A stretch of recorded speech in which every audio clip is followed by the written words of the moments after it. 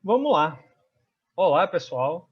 Meu nome é Renan. Para quem não me conhece, eu sou médico residente aqui da USP em Medicina de Emergência e eu fui convidado aqui pela Liga Baiana de Atendimento Pré-Hospitalar para falar um pouco desse tema, que é a ventilação não invasiva, né? É um tema que a gente vê muito pouco na faculdade. A gente acaba conhecendo muito mais se você estudar por fora ou depois que você vai trabalhar nas emergências mesmo, mas é muito interessante. E é um tema que, se você aprende um pouquinho só que seja, você já tem um artifício na sua mão que pode ser utilizado que a grande maioria das pessoas não sabem manejar. Então, assim, aqui, nem de longe vai ser minha intenção falar de tudo que abarca a ventilação não invasiva. A gente vai pegar de uma forma muito mais prática, voltada para o dia a dia e voltada para os cenários que você vai encontrar com maior facilidade. Então, vamos passando aqui. A nossa aula ela vai ser dividida em 3 etapas. Na primeira etapa, a gente vai falar dos equipamentos, das interfaces e dos modos. Os equipamentos, a gente vai entender, né, quais são os ventiladores que são mais utilizados, quais as vantagens de um em relação ao outro, qual em contexto tanto de funcionalidade, quanto de praticidade, quanto de custo. Então, é importante você ter noção disso para você dar seguimento no conhecimento do tema.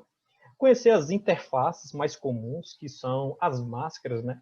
Então, a gente entender qual a vantagem dessas máscaras de uma em relação à outra, quais têm maior sucesso de ter chance de melhorar o desfecho clínico do paciente. É um conhecimento também muito válido. E os modos, que são infinitos modos. Na verdade, todos os modos de uma ventilação mecânica podem ser feitos na ventilação não invasiva também. Mas aqui a gente vai focar nos modos que são mais utilizados, né? Que a gente vai falar já já quando chegar a hora. E na segunda etapa dessa aula, a gente vai falar na aplicação clínica. Então, as principais vantagens de se utilizar a VNI em relação a outros suportes ventilatórios. A principal vantagem também de a gente usar a VNI precocemente com a intenção de prevenir uma intubação logo então desse paciente, que ele piore, né, esse quadro clínico. Entender quais os contextos clínicos que a VNI tem mostrado bastante efetividade no seu uso, que a gente vai ver que não é qualquer patologia que ela mostrou um bom desfecho, né? E por fim, né, no terceiro ponto dessa aula, a gente vai conversar um pouco de casos práticos. Aqui não vai ser nada muito diferente, a gente não vai discutir outros tratamentos, claro que vai ser focado no uso da VNI, e é meio que para botar em prática, repetir, né? A gente construir passo a passo como é que a gente vai instalar esse suporte, de que nível a gente conversa, como é que a gente conversa com o paciente. Muito legal. É muito assim, voltado para o dia a dia mesmo. Então, para você que não tem zero conhecimento aqui de VNI, é sensacional. E para você que já conhece já tem algum conhecimento, vai ser muito bom, porque a gente vai falar do nosso dia a dia aqui e como a gente aplica na prática. Beleza? Então, assim, para começar, a gente tem que entender que hoje as queixas respiratórias na emergência, elas são muito frequentes. Os dados mostram que cerca de 10% das queixas no nosso departamento são com sintomas respiratórios, podendo evoluir para certa gravidade. Então, a VNI ela entra como uma ótima estratégia para você tentar melhorar o desfecho desses pacientes. E se você me perguntasse assim, Renan, qual é a principal meta de uma VNI? Eu poderia dizer assim, o principal objetivo é diminuir a taxa de intubação orotraqueal em pacientes com insuficiência respiratória aguda, porque existem doenças que respondem drasticamente a essa medida. Então, se você quer ser, não vou dizer nem um bom emergencista, você quer trabalhar na emergência, você tem que dominar as principais indicações de ventilação não invasiva, porque isso vai melhorar muito a efetividade do seu tratamento com os pacientes. E a gente tem que entender uma coisa: o sucesso da VNI ela vai ser multifatorial. Então, não é um conhecimento isolado que vai fazer você ter sucesso. Então, você vai ter que saber vários parâmetros, as indicações clínicas que sabidamente respondem bem, saber lidar com o paciente, tudo isso. Da mesma forma que você tem que saber as horas de não indicar uma VNI. É muito importante, porque isso pode ser muito deletério, como a gente pode ver lá, a gente vai falar mais na frente. Então, a primeira etapa aqui, o primeiro conhecimento que você tem que ter, saber indicar uma VNI, é tão importante quanto não saber contraindicá-la. Ficou claro? E quais são, assim, fatores que, além do seu conhecimento clínico, são muito importantes para você ter uma boa efetividade? É você desenvolver uma boa relação com o seu paciente, porque a colaboração dele vai ser essencial para o sucesso dessa tentativa. A gente vai ver que a gente precisa de um paciente compreendendo a linha de cuidado que ele está recebendo, colaborativo, entendeu? Que ele vá te mantendo um feedback dos principais parâmetros, porque isso aumenta muito a taxa de sucesso. Um paciente que ele é muito agitado, que ele não te responde, e esses pacientes provavelmente vão falhar nessa tentativa da ventilação. Então, essa parceria que você vai criando com o paciente pode muito melhorar. Claro, a monitorização vai se tornar muito importante durante todo esse processo, então, de preferência, leito de sala vermelha, UTI, quem vai ter oxímetro de pulso, pressão não invasiva, frequência cardíaca, e ali, qual é a vantagem? Além do padrão qualitativo, que é o paciente te dando esse feedback, você pode ter alguns parâmetros quantitativos que podem te mostrar já que esse paciente está melhorando, ou que ele está tendo uma piora clínica importante, de forma precoce. E aí você pode mudar a sua terapêutica, se necessário. E também, outro fator que é muito importante, é o trabalho em equipe. É muito diferenciado quando você trabalha, você, o médico, a enfermeira, o técnico, a fisioterapia, que ajuda muito, muito, muito. É outro desfecho. Então, por exemplo, aqui no Hospital das Clínicas, que a gente passou por essa experiência recente, muitos pacientes com Covid precisando desse suporte, a parceria que foi criada, né, a multidisciplinaridade foi essencial para os melhores desfechos para esse paciente. Então, trabalho em equipe, cada um sabendo o seu passo, isso também corrobora muito com o sucesso. Então, isso tudo só foi para introduzir a temática e te mostrar alguns elementos que vão ser muito importantes. Mas primeiro vamos conversar, né, dos equipamentos, das interfaces e dos principais modos que a gente vai utilizar. Não vamos falar de tudo, claro, mas os que são mais utilizados. Primeiro, os equipamentos, né? É muito importante a gente entender que na prática, a gente vai ter dois cenários. Ou a gente vai utilizar para ventilação não invasiva os ventiladores mecânicos que já existem nas UTIs, ou os ventiladores que são específicos para a própria VNI. Primeiramente, nenhum estudo mostrou superioridade no tratamento dos pacientes de um em relação ao outro. Porém, na prática, existem algumas vantagens e desvantagens que a gente pode citar aqui que fazem a escolha apesar de um em relação ao outro, muito também pensando na forma de gestão, né? Do que é que eu vou investir para ter no meu pronto-socorro. Então, ventiladores mecânicos da UTI. Quais são assim as principais vantagens que ele vai se destacar? Primeiro, todo ventilador mecânico ele vai poder ser utilizado para VNI. A versatilidade dele, só por isso aí, já justifica até muito mais o gestor investir nesses ventiladores do que numa máquina específica. Então, isso é muito bom. Você está ali com o paciente, você tem várias possibilidades de terapêuticas com um único aparelho. Essa é uma das principais vantagens. O segundo é que, com esses ventiladores mecânicos, geralmente você tem um controle muito mais rigoroso dos principais parâmetros do paciente, principalmente a FiO2 que você quer dar. Por quê? Você vai ver que esses circuitos, geralmente, são duplo, tem dois tubos. Então, por um tubo entra a inspiração exclusivamente, no outro a expiração. Então, como não há mistura desse ar inspirado com expirado, geralmente não tem retenção de CO2, geralmente você consegue um FiO2 bem próximo de 100% para o seu paciente, então você tem isso muito mais na mão, é muito mais fidedigno do que você realmente está fornecendo para aquele paciente. E, sem contar que ele vai ter uma boa variabilidade de modos. Mais uma vez, como eu disse, a gente vai poder utilizar qualquer modo que a gente usa na intubação, né, na ventilação mecânica para tubo, assim como na VNI. Claro, na prática, na grande maioria das vezes, só vamos usar 2 modos, mais que 90% das vezes. Mas é muito bom eu ter a possibilidade de ter outros modos que eu possa recorrer. Então, é considerado, sim, uma vantagem. E outra, existe uma rápida conversão para intubação orotraqueal. Então, se eu estou com um paciente, eu fiz a VNI e ele não está respondendo, eu posso prontamente preparar a intubação orotraqueal e ajustar no mesmo ventilador. Isso é muito bom. Porque imagine se eu estivesse na emergência e eu tivesse que trocar, esperar outra máquina chegar. Imagine que se esse paciente tem uma piora clínica importante, isso pode ser o que determina o fracasso no tratamento para o meu paciente. Então, essa rápida conversão é um dos principais elementos que a gente vai ter como vantagem. Entre as desvantagens, né?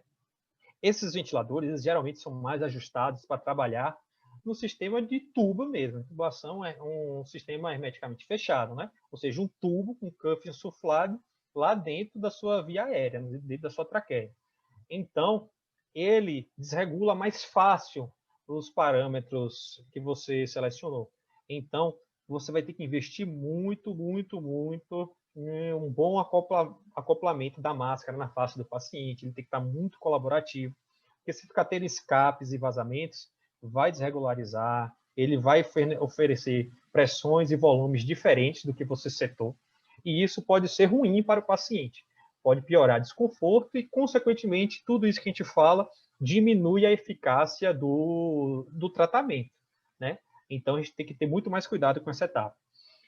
Consequentemente, o acionamento do alarme é recorrente. Tá, aí você me pergunta, pô, Renan, mas o alarme não é bom, não está avisando? Sim, ele é bom, a função dele é essencial.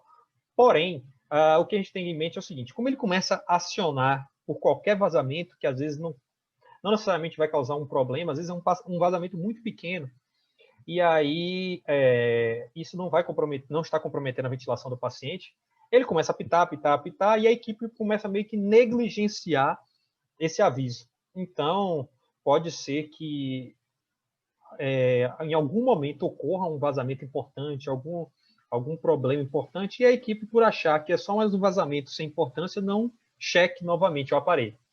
Claro, isso não deveria acontecer, mas na prática, quando você tem 1 milhão de pacientes para atender, isso pode ser considerado uma desvantagem.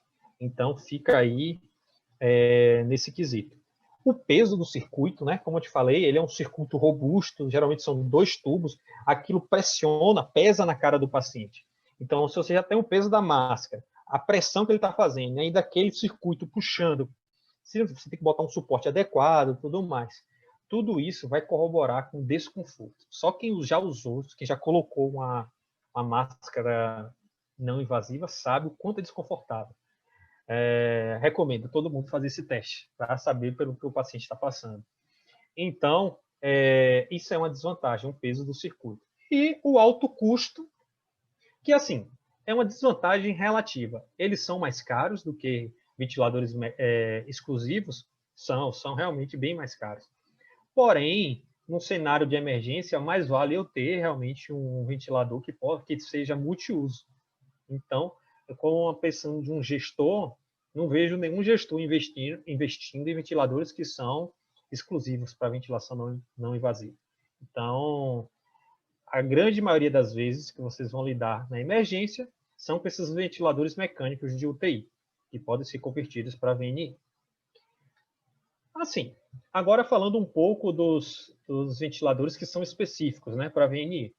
O grande marcador, você vai bater o olho e vai perceber, é que eles têm esses tubos únicos. Então, existe uma mistura no fluxo do ar inspirado e expirado. E isso vai repercutir em algumas das desvantagens que eu já vou falar no próximo slide. Mas vamos lá. Primeiro, quais as vantagens desse ventilador? Esse ventilador, ele já trabalha ciente que existe vai haver algum vazamento. Como assim? Ele tem esses ajustes mais grosseiros que ele faz automaticamente para manter uma boa ventilação do paciente. Então, ao contrário da ventilação mecânica, que ela é setada para trabalhar em um ambiente hermeticamente fechado, perfeito, com praticamente nenhum vazamento, aqui ele já sabe, já foi adaptado que é uma face do paciente que tem muito mais irregularidades. Então, algumas opções eles conseguem fazer um ajuste automático de disparo e ciclagem para que eles fiquem sempre dando o volume adequado para esse paciente, nem de mais nem de menos. Isso é uma vantagem, né? Como eles são muito mais simples, eles podem ser utilizados em ambientes domiciliares. Então, em pacientes de home care, que vão dar seguimento ao tratamento em casa, é uma opção. Mas, assim, não é tão comum ver, mas é mais prático você ter esses do que os que são exclusivos para ventilação mecânica, na verdade, que podem ser utilizados como ventilação mecânica e são mais baratos. Essa é uma vantagem, muito mais barato do que os ventiladores de ventilação mecânica. As desvantagens, né? Como eu falei, por eles possuírem um tubo único, tem muita reinalação de CO2. Então, o que isso quer dizer? Se eu tenho um paciente muito hipoxêmico ou muito hipercápnico, provavelmente, talvez, né, é um risco teórico, você não consiga oxigená-lo ele bem, não consiga lavar ele bem. Mas isso, como eu te falei, isso é realmente um risco teórico, porque os trabalhos têm mostrado que não tem muita diferença no desfecho entre um e outro. A FO2 geralmente vai ser máxima de 50%, né?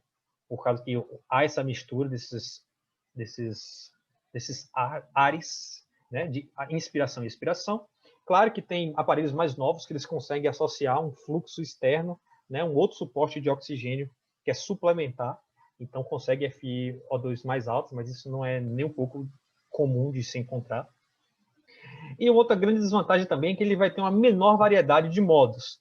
Na grande maioria das vezes, ele só vai ter o BiPAP e o CPAP.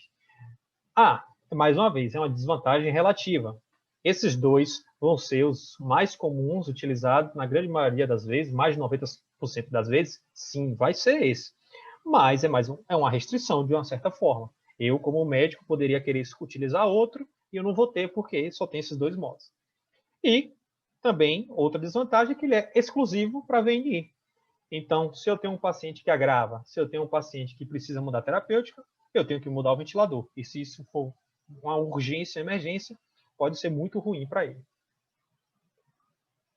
Portanto, ele torna-se muito pouco prático nas emergências. É muito difícil você encontrar ele. Você vai encontrar muito mais o ventilador de UTI. Dando seguimento. Depois dos equipamentos, a gente fala também das máscaras, das interfaces. A escolha da máscara ela vai ser muito, muito, muito importante para o sucesso da sua terapêutica. Então, se a gente tem um paciente, a gente tem que combinar essa máscara, ver o tamanho da máscara, ver se ela está bem acoplada, se não tem nenhum ponto de contato da região que não é macia com a pele do paciente, porque isso vai causar dor e desconforto. Tudo isso piora o seu desfecho. Né? Então, assim, estudos mostram que 1/3 dos pacientes que têm uma boa indicação clínica de utilizar a máscara não invasiva, eles têm falha no tratamento, porque o paciente não consegue se adaptar à terapêutica, e na grande maioria das vezes o relato deles é que a máscara incomoda, dói. Então, é um ponto que você deve ter muita importância. Vale ressaltar que geralmente as máscaras são feitas de dois materiais. Você tem o material macio, né, que é o coxim, que é a parte da máscara que entra em contato com a pele do paciente, e a porção mais rígida e transparente, né, que é onde vão estar os pontos de ancoragem para fixação. Então, a gente está vendo aí as fitas, que são diversos materiais, elásticos ou não, e prendem, acoplam bem essa máscara à face do paciente. Vale ressaltar que, geralmente, quanto mais pontos de fixação essa máscara tem, mais eficiente fica essa restrição, esse acoplamento. Mas a gente tem que ter alguns cuidados, porque não é só pura e simplesmente enfiar a máscara na cara do paciente e seja o que Deus quiser. Isso é assustador para muitas pessoas. Então, o que a gente tem que ter cuidado? Se o paciente está apresentando assincronias, ele está tendo vazamento, claustrofobia, lesões de pele, irritação ocular. Mais uma vez, você tem que ver o formato da face do paciente, se está bem acoplado, se está confortável para ele. Se esse paciente estiver sentindo dor, desconforto, pressão, medo, tudo isso pode causar sincronia. Se não tiver um formato errado, vai ter muito vazamento importante. Tem máscaras que vão tampar o rosto todo, tem outros que é só a região da boca e do nariz. Então, tudo isso você tem que levar em conta. As lesões de pele podem ocorrer, né? Então, todos esses pacientes têm que estar bem protegidos desse contato com a estrutura rígida, porque até poucas horas de contato, poucas horas, podem causar lesões importantes na pele. E irritação ocular também, como eu já falei. Então, quais são as áreas mais lesadas da pele, né? Então, é as áreas de maior pressão. Na testa, geralmente é um ponto que a gente fixa bem forte, né? Então, é uma área de tensão. A asa do nariz, essa pele aqui é muito fina e é muito sensível. Então, se o paciente tiver um narigão, né, assim como eu tenho, pode ser uma lesão também, uma área que incomode muito. Lábio superior, né? E a mucosa nasal, principalmente se você for utilizar os plugs intranasais. A longo prazo, aquele contato com a mucosa pode causar muito desconforto. Aí, a gente vai falar um pouco dos formatos, né, das máscaras.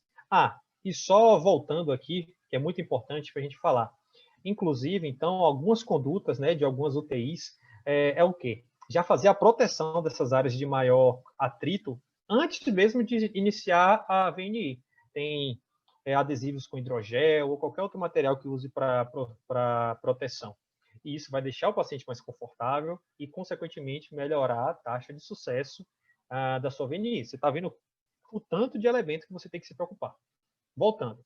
Então, aqui, eu trouxe dois que são muito pouco usuais na emergência, né? O conector bucal, que geralmente é só para pegar aqui a região dos lábios do paciente, na emergência não usamos.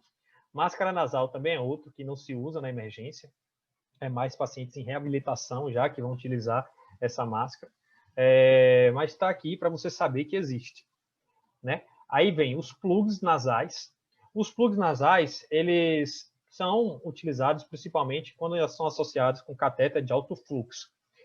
Qual é o principal contra desses plugs?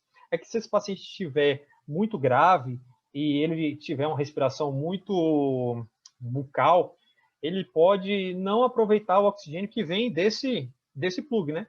Então, se ele está muito hipoxêmico e você quer ter certeza que aquele oxigênio está entrando no paciente, ele não vai ser o mais adequado. Agora, claro, ele é muito bom para internações prolongadas, né? Já que esse paciente vai estar com a estrutura que não gera claustrofobia, que vai estar com a boca livre. Então, o paciente pode falar, pode comer, pode se expressar. Isso vai ser muito bom para internações mais a longo prazo. O capacete. O capacete, ele é uma estrutura transparente, né? Que tem um aspecto mais, uma porção mais acolchoada, né? Que vai tampar cabeça e pescoço, e a porção acolchoada aqui. Prós e contras. Os trabalhos mostram que o capacete tem a mesma efetividade de qualquer outra máscara, né? Tanto a máscara face total como a oronasal, que a gente já vai falar. Porém, ela é muito, muito, muito pouco prática na emergência. Imagine que o paciente utilizando isso, ele não consegue comer, não consegue receber nenhuma medicação oral, você não consegue ter acesso a nenhuma parte do pescoço do paciente, se for precisar de um central ou algo desse tipo. É menos higiênica do que os outros materiais, né? Sem contar que ele tem que receber fluxos de oxigênio muito grande, muito alto, para manter essa PO2 de oxigênio dentro do capacete alto e a PCO2 baixa, já que você vai estar ali, né, reinalando aquele mesmo oxigênio o tempo todo, então fluxos muito altos. E assim, no Brasil ele não é utilizado na emergência. Você vai ver muito ele mais em UTIs da Europa, em pesquisas, mas é muito, muito pouco utilizado, pelo menos para adulto, nas emergências, tá? Então, mas fica aí para conhecimento de vocês. E aqui, sim, nós temos as duas máscaras que são mais utilizadas na emergência. Então, com certeza, se você for usar a VNI, é muito provável que você esteja vendo uma dessas duas. Ou a máscara oronasal, ou a máscara facial total. Assim, mais uma vez, os trabalhos não mostram diferença, não mostram superioridade de uma em relação à outra. Mas é importante que você saiba algumas peculiaridades. Primeiro, a máscara oronasal, como você pode ver na própria foto, ela não tampa os olhos do paciente, ela não tampa a face toda desse paciente. Então, para pessoas que têm a sensação de claustrofobia, elas podem ser muito mais confortáveis. Elas não vão causar irritação ocular, né, já que os olhos não estão expostos a essa pressão. E uma teoria é o quê? Como ela é uma máscara menor, então o ar, o espaço morto de oxigênio ali nessa máscara é menor. Então os parâmetros que você ajusta no ventilador, eles são mais fidedignos do que a máscara facial total. Porque, aí, como eu te falei, o espaço morto. Quanto mais espaço morto, menor os parâmetros fidedignos. Já de problema é o seguinte, ela é uma máscara que ela gera muito pressão nessas estruturas mais pontudas da nossa face, né? Então pode causar mais desconforto para a dor. Então é muito importante, mais uma vez, aquela proteção prévia com os adesivos e tudo mais para ter uma boa efetividade. Já a máscara facial total, como vocês podem ver, ela é muito mais bem distribuída, ela pega a região da face toda. Então, para o paciente, em questão de dor, geralmente é mais confortável. Agora sim, ela tampa seu rosto. Então, sensação de claustrofobia é maior, pode ter pressão e ressecamento dos olhos. Então, você vai ver que é botar na balança prós e contras. E, teoricamente, como o espaço morto é maior, os parâmetros tendem a ser menos fidedignos. Mas, mais uma vez, são problemas teóricos, porque nenhum trabalho mostrou superioridade de um em relação ao outro. Vai muito mesmo do que você tiver no serviço e o formato do rosto do paciente, o que ele se sentir mais à vontade. Esses são os quesitos que você vai mais se apegar. Tá, para falar dos modos, não vou revisar a fundo, né, os conceitos básicos de ciclos respiratórios, mas assim, só para a gente relembrar aqui que a gente tem que saber, ter muito forte em mente o que é o disparo, o limite e a ciclagem. O disparo é um mecanismo que vai iniciar, que vai estimular o influxo de oxigênio pelo paciente. Então, geralmente, o que é que estimula? A pressão negativa, né, do tórax, a intenção de respirar do paciente. O ventilador, ele identifica essa intenção de respirar e ele inicia a taxa de fluxo de oxigênio para o paciente. O limite, geralmente, vai ser o parâmetro máximo de fluxo que ele vai receber. Então, como a gente vai discutir aqui, geralmente a gente vai falar de BIPAP e CPAP, esse limite vai ser a pressão-alvo que você quer que o sistema alcance. Então, vai entrar oxigênio para esse paciente até a pressão no sistema bater esse valor que você estabeleceu. E a ciclagem vai ser justamente o ponto em que o paciente começa a expirar. Depois do limite, ele faz um movimento ao contrário. Então, eu poderia falar aqui de diversos modos para vocês. Mas assim, como eu te falei, não é um assunto palatável que em uma aula você bate assim e você vai aprender tudo. Isso aqui você tem que estudar, estudar, estudar várias vezes. Então vamos falar aqui de forma prática, fácil, os dois que são mais utilizados, que é o que você não vai fazer feio se você dominar. Quais são os modos? São o CPAP e o BIPAP. O que é o CPAP? O CPAP é o mecanismo que vai fornecer uma pressão única para esse paciente. Então, você vai setar, né, o valor que você quer, que vai corresponder a uma PIP, por exemplo. E aí, qual é o seu objetivo? Aumentar a pressão daquele seu sistema respiratório, a fim de dilatar os alvéolos pulmonares e assim melhorar as trocas gasosas. Ponto. Então, esse paciente, você não vai ter que ajustar disparo ou ciclagem, porque não vai ter uma alteração do fluxo automático, nada disso. Ele vai tentar manter uma pressão contínua. O que você vai definir é o limite, que é o mesmo que a PIP, né? O limite e a basal vão ser a mesma.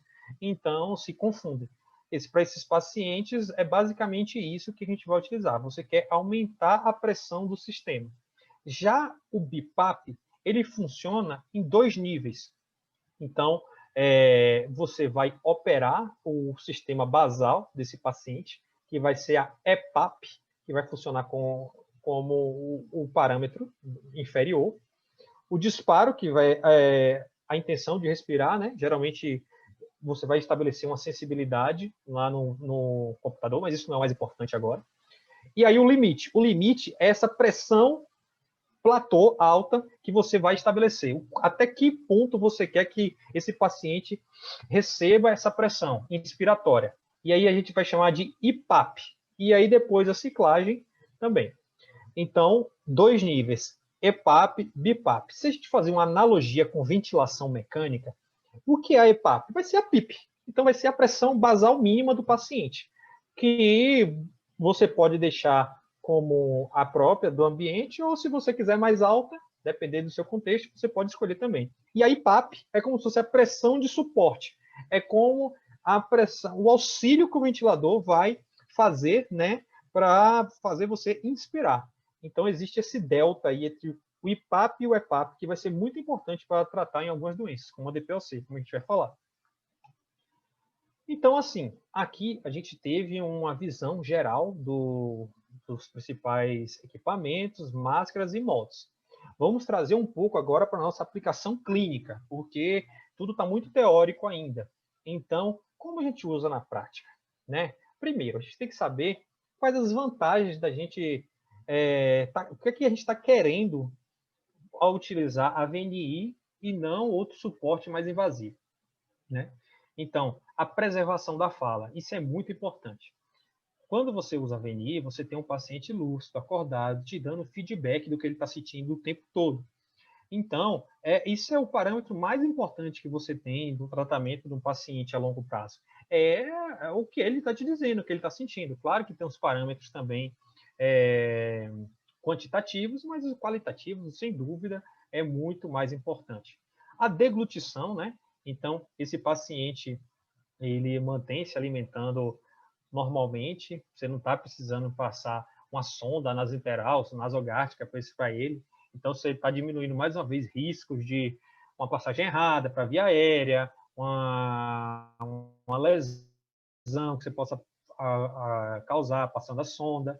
Então, já são pequenos elementos que parecem poucos, mas quando a gente vai somando com os outros, vai diminuindo muito a chance de outras comorbidades acontecerem, outras intercorrências acontecerem com o paciente. Ele mantém defesa da via aérea, né, de forma natural.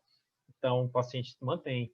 Ele tosse, ele cospe, entendeu? Ele arranha a garganta, engole. Então, assim, todos os mecanismos básicos ele mantém. Isso quer dizer o quê? Que ele diminui muito, muito a chance de uma infecção hospitalar a longo prazo.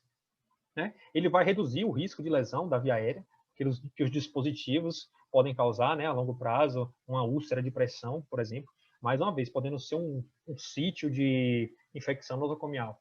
Então, mais um ponto positivo aí para a máscara VNI.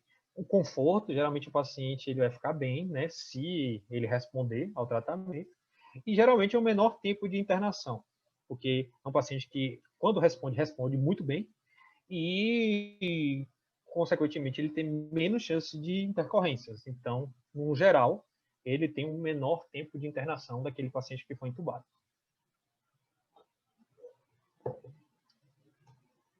Agora sim, existem coisas que precedem as indicações clínicas. Existem pacientes que podem ter até uma doença que responde bem, mas ele não tem status para receber esse tratamento. Primeiro, a gente tem que garantir que esse paciente tem uma via aérea patente. Então, não adianta eu querer fazer uma ventilação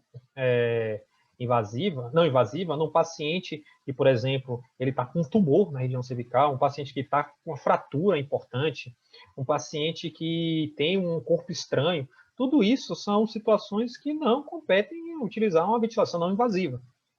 A outra coisa é o paciente tem que estar estável hemodinamicamente. Então, não adianta você querer fazer um tratamento, um paciente que está rebaixado, paciente que está hipotenso, paciente que está muito grave, precisando de aumento constante de droga vasoativa.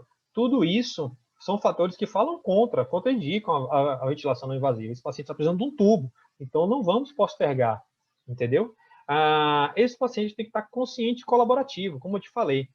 O paciente ele tem no mínimo 50% aí do papel de fazer dar certo essa VNI. Então, se é um paciente que ele tem algum problema psiquiátrico, não colabora, é muito agitado, está usando droga, é um paciente com déficit cognitivo importante, não consegue entender o que você está falando, poliqueixoso, agressivo, tudo isso vai corroborar com um não sucesso dessa técnica. Então, é importante você conversar, entender e ter esse paciente do seu lado. Por isso, a relação médico-paciente é importante em todas as situações, inclusive na emergência. Ele tem que ter um estímulo ventilatório espontâneo, lógico, né? Então, pacientes com risco de apneia é mais difícil você indicar VNI. E, finalmente, uma doença que apresente boa resposta técnica. Então, você conhecer as principais doenças que respondem bem à VNI e tentar fazer esse procedimento. Tá, mais uma vez, existem muitos cenários que estão em estudo, né? É uma área que cada vez mais as pessoas estão estimulando por ser um quadro não invasivo, né? Mas assim, vamos focar aqui em 3 cenários que são muito utilizados na emergência e que mostram muita efetividade, tá? Depois a gente pode, vocês devem aprofundar o estudo, estudando outras doenças, mas aqui eu quero que, se você souber esses 3, você, mais uma vez, já sabe mais do que 90% das pessoas que estão na emergência. Então, quais são os melhores cenários? O edema agudo pulmonar cardiogênico, né? A doença pulmonar obstrutiva desse paciente e, em caso de pacientes mais graves, em que você já tem uma indicação de entubar, uma pré-oxigenação, né? Que você não está conseguindo fazer a ventilação adequada com os outros suportes, que geralmente é a máscara não inalante. Vamos falar aqui um pouco do edema pulmonar, né? O edema agudo pulmonar cardiogênico. Geralmente, esses pacientes, eles vão ter uma insuficiência respiratória do tipo 1, ou seja, por déficit de oxigênio. Vamos falar de forma bem simples aqui, a fisiopatologia, para você entender o que está acontecendo. Então, devido à doença de base dele, os alvéolos, o quê? Estão preenchidos por plasma sanguíneo ou... Entendeu? Como você pode ver nessa imagem. Então, aqui, eles não estão conseguindo realizar a troca gasosa. Eles não estão efetivos. E então, a taxa de O2, né, no sangue desse paciente vai cair, consequentemente. Então, qual é a intenção do CPAP nesse processo? Ele quer aumentar a PIP, ele quer aumentar a pressão do sistema a fim de dilatar mais esses alvéolos, para não deixar eles colabarem, dilatando, e assim eles consigam melhorar a troca gasosa no mesmo tempo que você vai fazendo o seu manejo clínico para tentar corrigir essa EAP aguda, né? Então, assim, por que então a gente escolhe o CPAP? Porque esse paciente não precisa de diferença de pressão. Ele simplesmente precisa de uma PIP boa para dilatar os alvéolos dele. E como que a gente faz isso, né? Geralmente a gente começa de baixos níveis, de 5 a 8 centímetros de água, e a gente vai aumentando conforme a aceitação do paciente. Tem que ir aumentando de pouco a pouco, por quê? Geralmente, esses alvéolos eles estão preenchidos de líquido, mas eles não estão homogêneos. Você vai ver que os alvéolos da base, muitos já estão até colabados, e os superiores eles estão mais livres. Se você aumenta rápido de uma vez só, a tendência é que esse ar se desloque para os alvéolos mais livres. Então, você vai estar hiperinsuflando os alvéolos livres e não vai estar conseguindo insuflar os que já estão colabados. É muito, gente, a lógica da bexiga. Né? Quando você vai encher a bexiga, qual é o sopro mais forte que você dá? É o primeiro, aquele que você quer tirar a bexiga da inércia. Então, o primeiro é... Pronto, depois que ele sobe, você vai ver que é muito mais fácil encher e ficar respirando.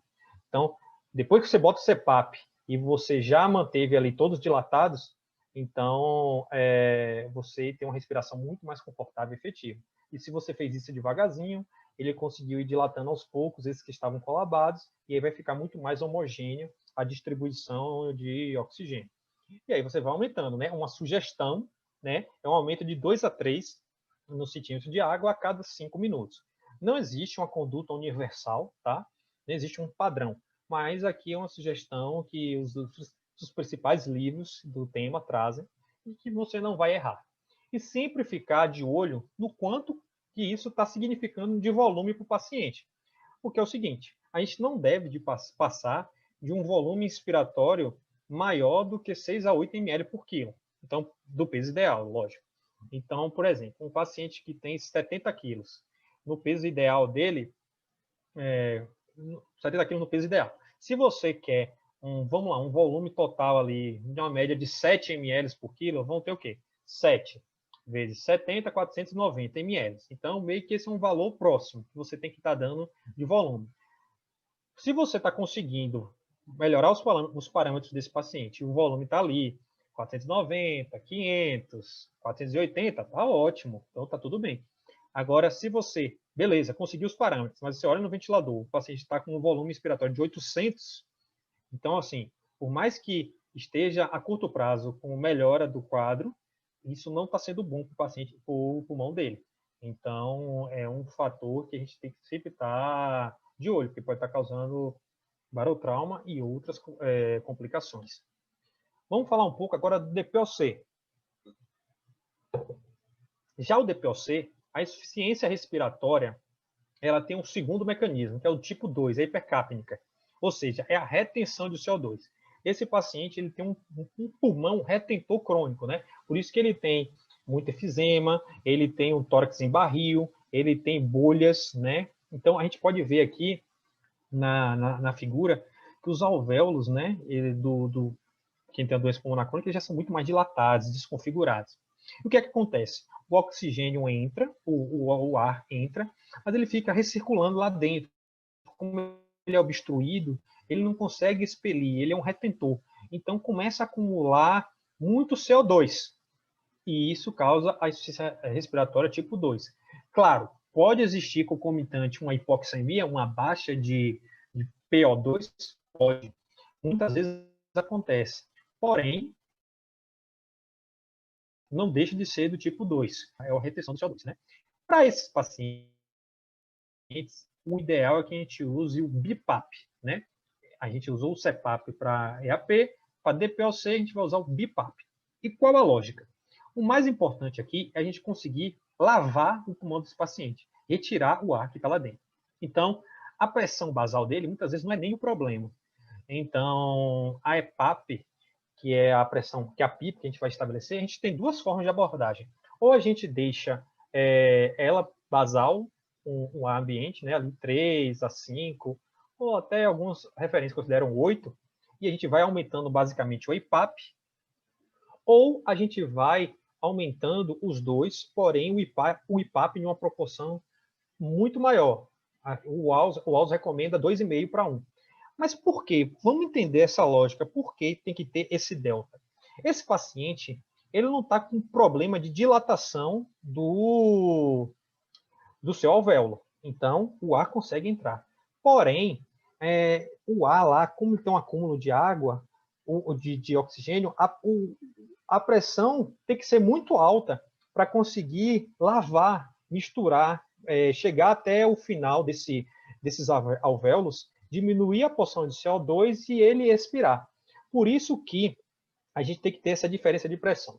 Se a gente só desse uma pressão contínua para esse paciente durante todo o processo, beleza, você ia conseguir colocar bem esse oxigênio lá dentro.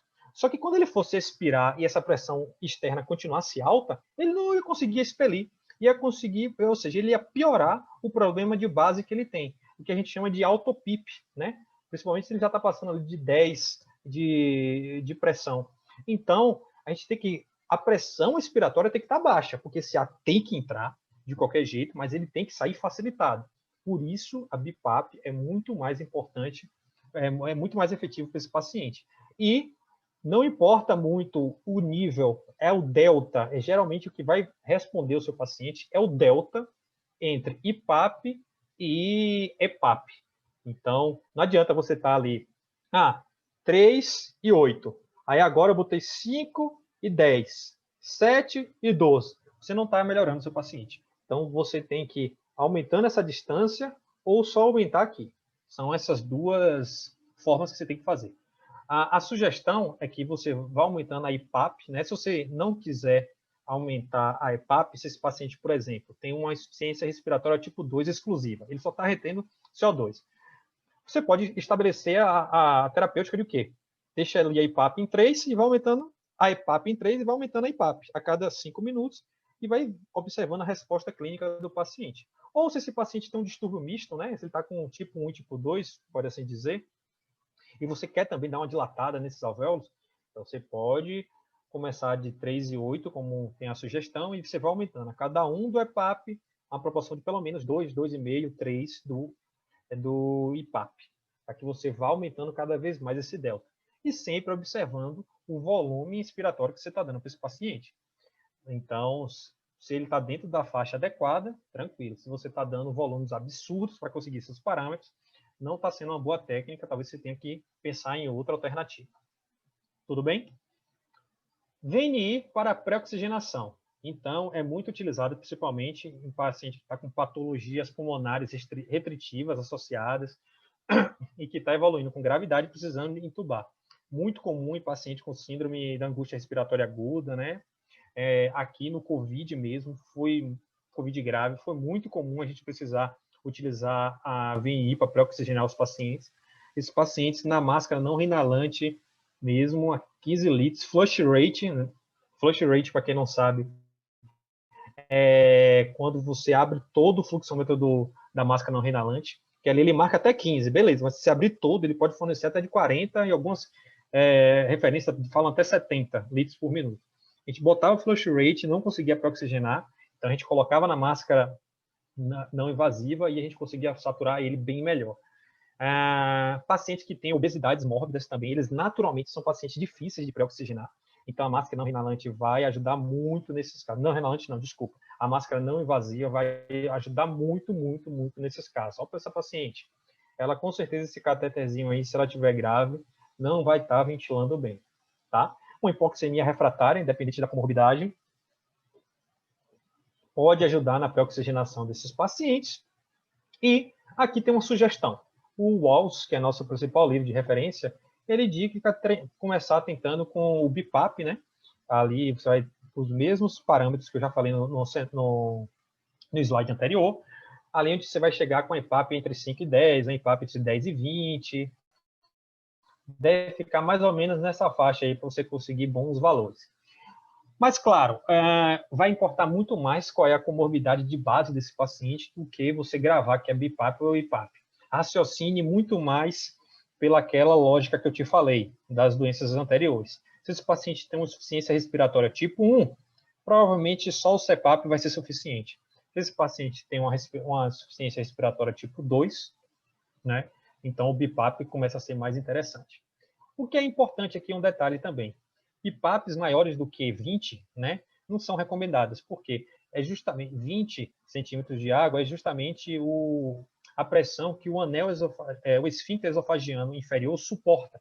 Então, se você está começando a ter IPAP de 22, 24, 26, provavelmente esse paciente já está tendo distensão gástrica, e aí vai ter algumas complicações também devido a esse fato. Vamos falar um pouco aqui da VNI no pré-hospitalar. Tá, de antemão, ela é de uso é pouco rotineiro.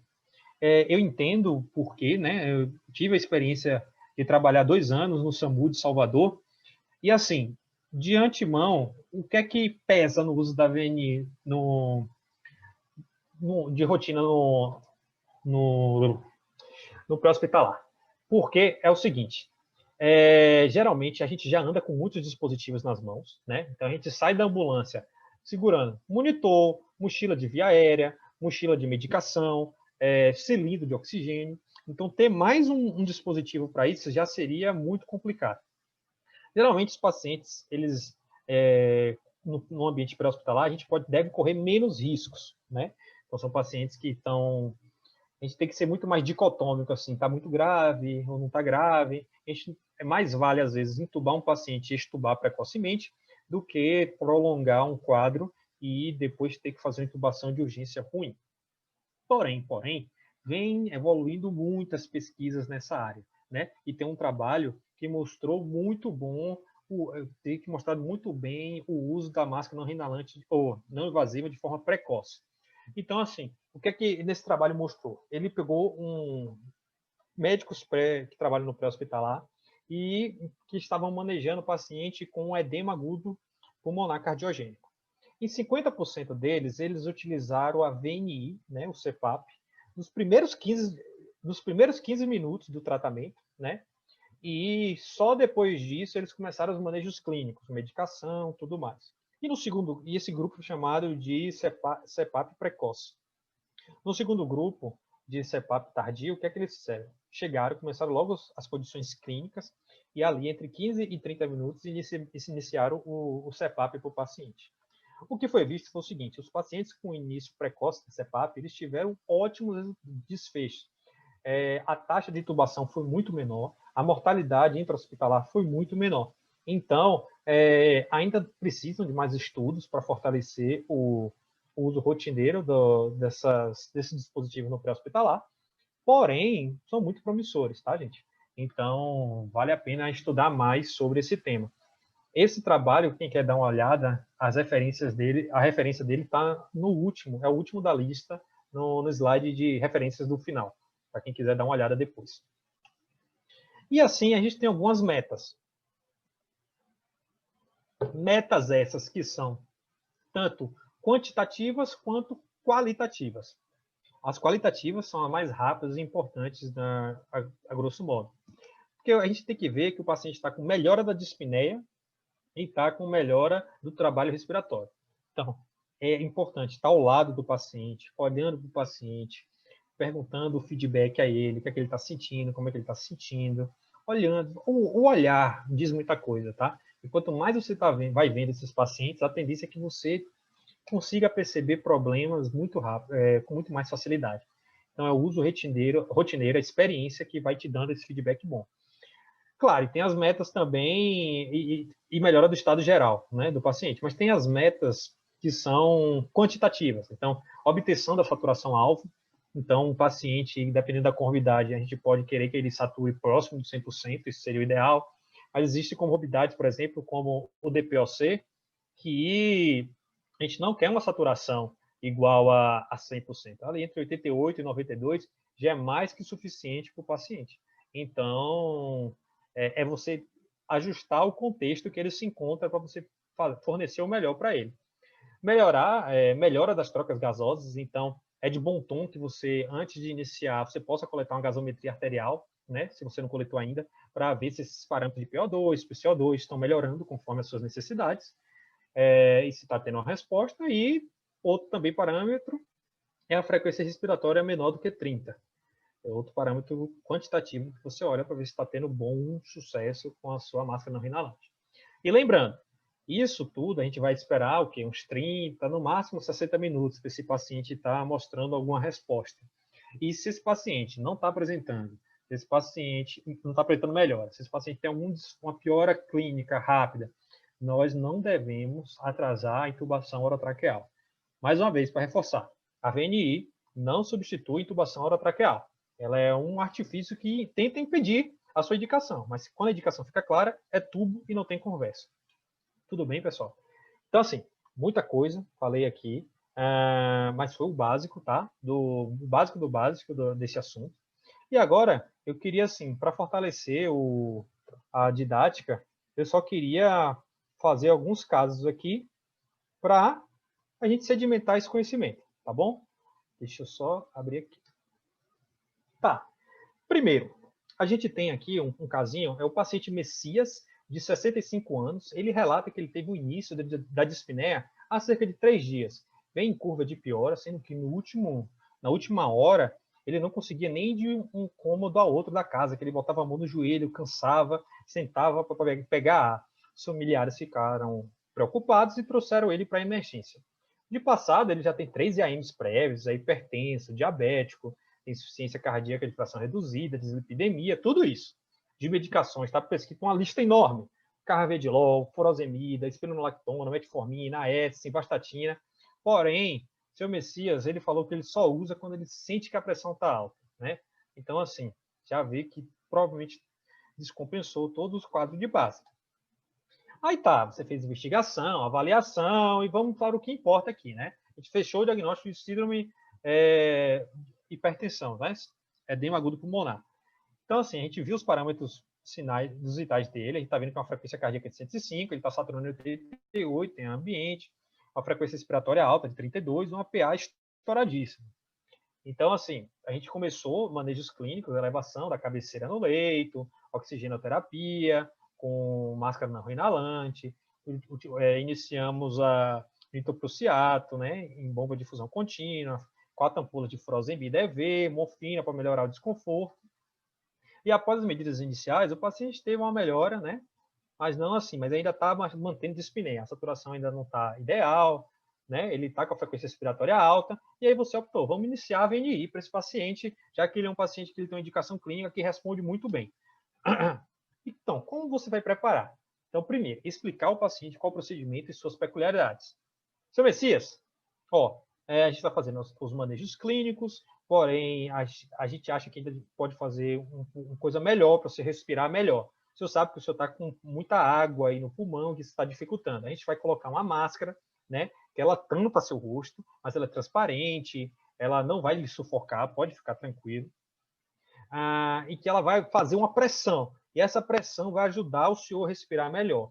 É importante que, se o senhor estiver sentindo dor, qualquer coisa, o senhor pode falar que a gente ajusta, né? E a gente vai fazer junto aqui, vai subindo de pouquinho em pouquinho essa pressão, para que o senhor se sinta confortável até o momento que ela consiga funcionar, até que eu consiga fazer a pressão que eu realmente quero. Pronto, você criou, você explicou exatamente para o paciente, criou um vínculo, ele está atento, ele está fazendo parte do processo. Então, assim, você vai selecionar o ventilador, selecionar a máscara, né? Ideal para o paciente. Então, geralmente, ou a orofacial ou a facial total. Vai colocar esse paciente em leito monitorizado, se ele não tiver ainda, né? No nosso caso, o paciente já se encontra em leito monitorizado. E você vai coletar uma gasometria, né? Não é obrigatório, mas é de bom tom que você colete a gasometria para ver como é que está a PO2, se tem acidose, algo desse tipo. Pronto. Aí, como configurações iniciais, o paciente com edema agudo hipertensivo, então, você escolheu o modo CPAP, né? Porque você só precisa mesmo daquele aumento da pressão basal. E você vai fazer um período de adaptação desse paciente. Você deixa ali pelo menos uns 2 minutos, em parâmetros mínimos, 3. Nessa etapa, é importante que você vá conversando com o paciente, deixe ele segurar um pouco a máscara, para ele ir sentindo que ele está fazendo parte, né, que ele está aceitando bem. Parece, estudos têm mostrado que, se você já aprende de vez, parece que a recusa do paciente é maior. Então, depois que você passou por esse período de adaptação, ele já está aceitando, fixa a máscara, tudo certinho. Lembrando que não é quanto mais apertar, melhor, né? É bom estar bem ajustada para a gente evitar aqueles procedimentos. Se você já não fez também, né, a proteção das lesões com hidrogel, pode fazer. E aí você vai aumentando de 2 centímetros de água a cada 5 minutos. E você vai observando, vai conversando com ele, vai perguntando feedback, está se sentindo bem, está tranquilo, olhando o monitor. É uma coisa, é médico do lado do paciente, né? Fisioterapeuta, enfermeiro. Toda essa equipe multidisciplinar para melhor desfecho. E nesse paciente a gente chegou até 10 centímetros de água e ele conseguiu tolerar bem. A gente estava vendo no computador que estava tendo um volume inspiratório de 520, né? Esse paciente tem um peso ideal de 80 quilos, e a gente quer uma média ali entre 6 e 8. Então, o quê? Se fosse 6, seria 6 vezes 8, 480. Se fosse 8, 8 vezes 8, 640. Então, entre 480 e 640, eu estou tranquilo. Ele está 520, está ótimo, dentro da faixa. A princípio, não estou causando nenhum dano ao pulmão do nosso paciente. Após 30 minutos na VNI, putz, seu Messias está bem melhor. Melhorou de dispneia, a frequência respiratória está abaixo de 30, né, está de 24, saturando 94%, já colocamos de novo na máscara não inalante. E já está, o próprio tratamento dele, das medicações, já está fazendo efeito, a pressão já baixou, a frequência cardíaca melhorou. Então, assim, ótimo, você fez o melhor para o seu paciente, não deixou que ele evoluísse para um tubo, uma indicação de tubo. E você pode repetir, né? Esse paciente pode voltar a ficar desconfortável depois? Pode. Você pode fazer outros trials com VNI para ver se melhora mais ainda? Pode também. Então, nesse caso, a gente optou por repetir a VNI 2 horas após. Outro caso clínico aqui. O seu Marcos, de 67 anos, ele refere que há 2 dias ele vem apresentando uma tosse secretiva e dispneia. Ele veio à emergência porque está apresentando um piado no peito, né? É um paciente com um antecedente pessoal de um tabagismo já de 60 maços ano e é hipertenso, mas não faz tratamento nenhum, não para de fumar, tudo mais. Ele fala que ela é saudável. Você fez a avaliação e você fechou um diagnóstico de DPOC descompensada. Olhou, né, os sinais vitais dele, você está vendo que ele está com uma frequência cardíaca de 102, saturando 82 em ambiente. Tudo bem que esse paciente geralmente vão ser mais hipoxêmicos mesmo, mas assim, 82 é muito baixo, tá? Então você pode dar uma otimizada boa nessa saturação. A frequência respiratória estava muito alta, não estava com febre, e a pressão alta também, de 185 por 90. Então você começou o manejo da DPOC descompensada, fez antibiótico terapia, nebulização com broncodilatador, corticoterapia, oxigenoterapia suplementar com máscara não inalante. E após as medidas iniciais, ele está tendo uma resposta, né, razoável. Subiu um pouco a saturação, mas ainda pode dar uma melhorada. A frequência respiratória ela ainda está em torno de 30, vamos tentar otimizar um pouco mais. Então, assim, ele está mantendo um padrão muito desconfortável. Vamos lá? Vamos começar essa VNI? Vamos. A gente tem um paciente com um quadro clínico que é favorável, né, a esse dispositivo, ele está hemodinamicamente estável.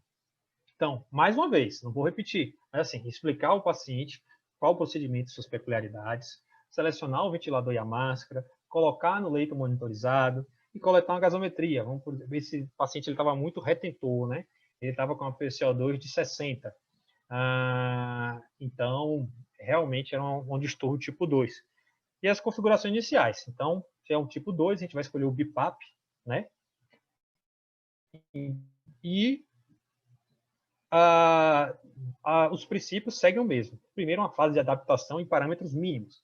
Então, manter um EPAP a 3 centímetros e um EPAP de 8, né, para esse paciente, ele segurando e tudo mais, por 2 minutos, que é o tempo que ele vai se adaptando. Depois, fixa a máscara, né, e aí você vai aumentando conforme você quer. Eu aumentei aqui na proporção 1 para 2,5 de EPAP e BIPAP. Eu quis aumentar os dois, eu julguei que o paciente também estava com um quadro de hipoxemia tipo 1 associado. Mas eu poderia ter tentado outro também e observado. Isso é muito do tato na hora e não tem certo ou errado. O errado é você fazer o CEPAP nesse paciente. E aí a gente chegou até um EPAP de 7 e um EPAP de 18. Lembrando, né? Respeitando os limites, né, dos dados do paciente. Eu não queria passar de um EPAP de 20. E aí o volume inspiratório dele era de 550. Também está dentro da faixa ali que a gente já calculou no paciente anterior, que fica entre 480, né, até 640, se a gente pegar os parâmetros de 6 a 8, então está ótimo, não estou causando a princípio nenhuma lesão para o pulmão desse paciente. E, seguindo aqui, após 1 hora desse procedimento, o paciente, apresentou melhora da dispneia, frequência respiratória menor do que 30, está de 26 agora, saturando 91%, então para a meta que eu quero ali de oxigênio entre 88 e 92, está ótimo para esse paciente e está mantendo a hemodinâmica. Ótimo, você foi efetivo na sua indicação de VNI mais uma vez. Terceiro cenário, paciente com sepse pulmonar, com piora do quadro em programação para intubação orotraqueal. Todo mundo já está tentando ventilar, pré-oxigenar esse paciente com máscara não inalante no first rate, porém a saturação dele só bate 86%, 86%. Então, a gente pode tentar o artifício da máscara não invasiva.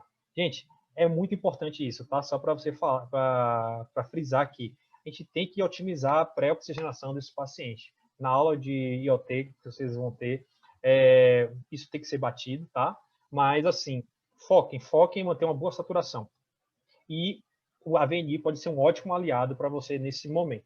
Então, preparação. Tem que explicar ao paciente qual o procedimento e suas peculiaridades. Não é porque o cara está lá grave que você não vai falar o que você está fazendo, tá? Claro, você não vai perder todo o tempo do mundo, vai ficar naquela...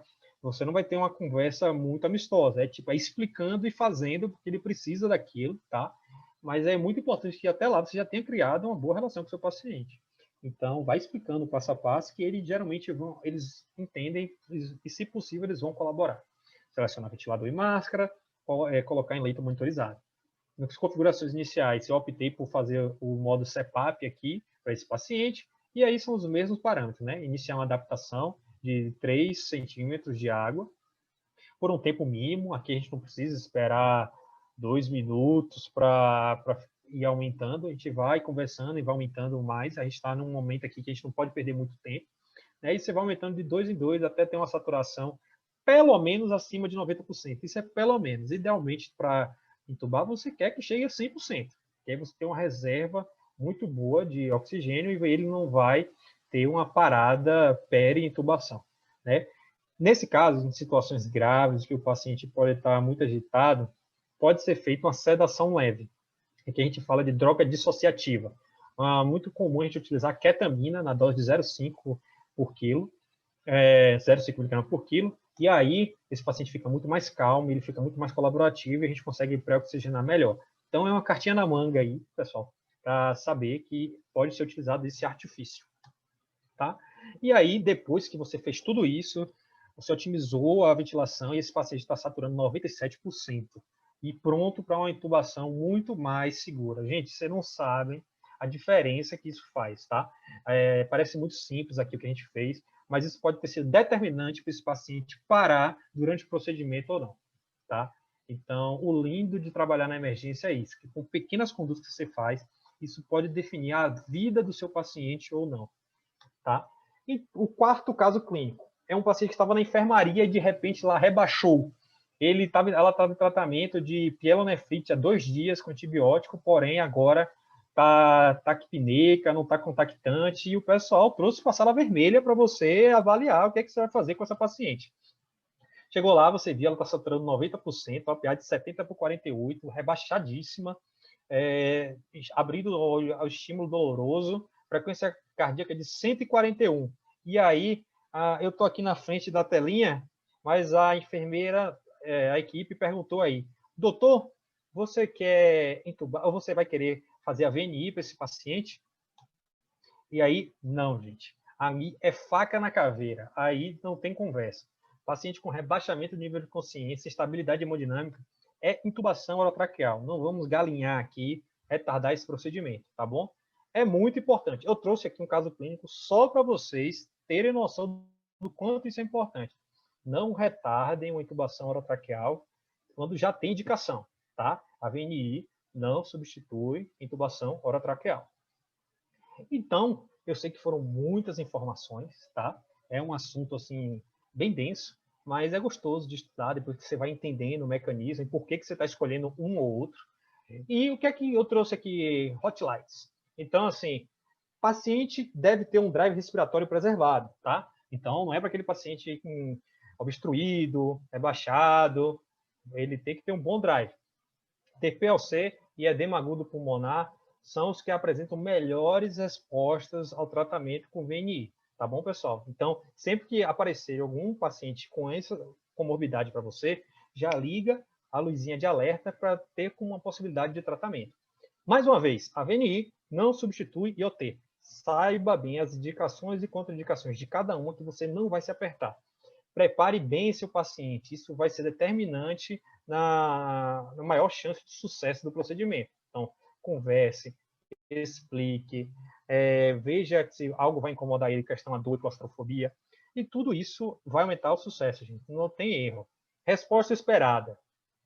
Algumas referências dizem 30, outras postergam até 60, mas assim, não mais que 60, gente. Não mais que 60, pelo amor de Deus, porque isso você pode estar retardando uma intubação tranquila, tá? Então, fica sempre reavaliando seu paciente, porque esse é o tempo ideal para você esperar alguma melhora clínica, tá? E fica com essa carta na manga. Algumas situações de gravidade, o paciente pode precisar de uma sedação leve, né? Se o paciente está mais agitado, mais grave, por exemplo, principalmente em pré-oxigenação, você pode fazer uma dose dissociativa e aí você consegue oxigenar ele muito, muito, muito melhor. Pessoal, aqui tem as principais referências que eu utilizei para fazer essa aula, né? Então, assim, fiquem à vontade para dar uma olhada, conferir. É muito bom todos esses materiais aqui que eu separei, ok? E eu quero deixar meu agradecimento aqui à Liga por trazer esse curso de uma temática muito importante que todos os médicos devem ter, no mínimo, uma boa noção, tá? E que agora, nessa pandemia, mostrou o quanto a gente precisa estudar mais, tá? Esse tema, quanto existe um déficit muito grande na nossa faculdade, né? Dessa prática com ventilação mecânica. Muito obrigado, pessoal. Qualquer dúvida que vocês tenham, que não foi sanada aqui nessa aula, vocês podem estar entrando em contato com o pessoal da Liga e eles mandam para mim, para que eu possa depois responder por e-mail, qualquer coisa desse tipo. Fique totalmente à vontade. Um grande abraço e até a próxima aí.